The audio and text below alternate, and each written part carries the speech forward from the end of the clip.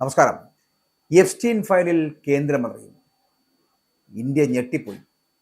BJP. സർക്കാർ കുരുക്കിലായിരിക്കുന്നു. American നീതിന്യായ വകുപ്പ് പുറത്തുവിട്ട ജെഫ്രി എഫ്സ്റ്റീനുമായി ബന്ധപ്പെട്ട ദശലക്ഷക്കണക്കിന് പുതിയ ഫയലുകളിൽ ബി.ജെ.പി. നേതാവും കേന്ദ്ര പെട്രോളിയം മന്ത്രിയുമായിട്ടുള്ള ഹർദീപ് സിംഗ് പുരിയുടെ പേരും ഇടം പിടിച്ചിരിക്കുന്നു.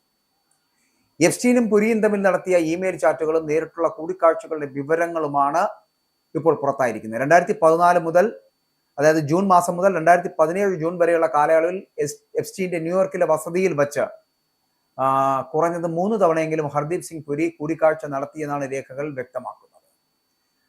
IFS ഉദ്യോഗസ്ഥനായി വിരമിച്ച ശേഷം ന്യൂയോർക്കിലെ തിങ്ക് ടാങ്കിൽ ജോലി ചെയ്യുമ്പോഴായിരുന്നു ഈ ബന്ധം. ഇന്ത്യൻ ഇന്റർനെറ്റ് വിപണിയിലെ നിക്ഷേപ സാധ്യതകളെക്കുറിച്ചും ബിസിനസ് ശൃംഖല കെട്ടിപ്പടുക്കുന്നതിനെ കുറിച്ചുമൊക്കെ ഇരുവരും ഗൗരവമായിട്ടുള്ള ചർച്ചകൾ നടത്തിയിരുന്നു എന്നാണ് പറയപ്പെടുന്നത്.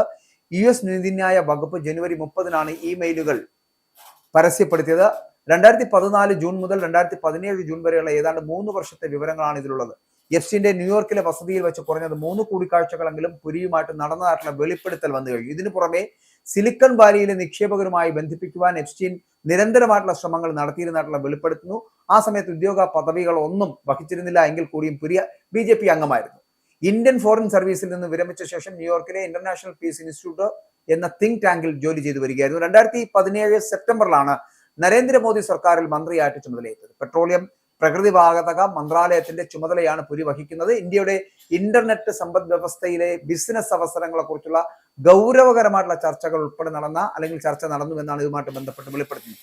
നരേന്ദ്രമോദി പ്രധാനമന്ത്രി ആയതിനു ശേഷം ഇന്ത്യയുമായി സഹകരിക്കേണ്ടതിന്റെ പ്രാധാന്യത്തെക്കുറിച്ചുള്ള കാരണങ്ങൾ 2014 നവംബറിൽ ഹർദീപ് പുരി എഫ്സ്റ്റീൻ അയച്ച ഒരു ഇമെയിൽ പറയുന്നുണ്ട് എന്നാണ് പറയുന്നത്. അതേസമയം എഫ്സ്റ്റീനുമായി കൂടിക്കാഴ്ച നടത്തിയിരുന്നുവെന്ന് ഹർദീപ് സിംഗ് പുരി സ്ഥിരീകരിച്ചുവെന്ന് ദ വയർ റിപ്പോർട്ട് ചെയ്യുന്നുണ്ട്.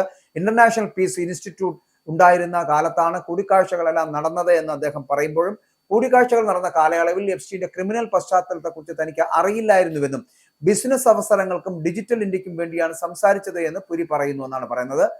അതാണ് ദ വയർ റിപ്പോർട്ട് ചെയ്യുന്നത്. കേന്ദ്രമന്ത്രിയുടെ പേര് ആഗോളതലത്തിൽ കുപ്രസിദ്ധമായ എഫ്സ്റ്റീൻ ഫയലുകളിൽ വന്നത് BJPയെ കടുത്ത പ്രതിരോധത്തിൽ ആക്കിയിട്ടുണ്ട്. എന്നാൽ ആരോപണങ്ങളെ BJP തള്ളിക്കളയുകയാണ്.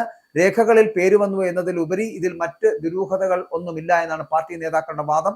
ആൻഡ്രൂ രാജകുമാരനും ബിൽ ഗേറ്റ്സും അടക്കമുള്ളവർ കുടുങ്ങിയ ഇതേ രേഖകളിൽ ഒരു ഇന്ത്യൻ മന്ത്രിയുടെ പേര് വന്നത് അന്താരാഷ്ട്ര തലത്തിൽ വലിയ ചർച്ചകൾക്ക് വഴിവെച്ചിരിക്കുകയാണ്. UN പൊതുസഭയുടെ കാലയളവിൽ സംഘടിപ്പിച്ച പരിപാടികളിലേക്ക് എഫ്സ്റ്റീൻ ക്ഷണിച്ച അന്താരാഷ്ട്ര വ്യക്തികളുടെ കൂട്ടത്തിൽ ഹർദീപ് പുരിയുടെ പേരും ഉണ്ടായിരുന്നു എന്നാണ് പറയപ്പെടുന്നത്. അതേസമയം ആരോപണങ്ങളെല്ലാം BJP നിഷേധിക്കുന്നു.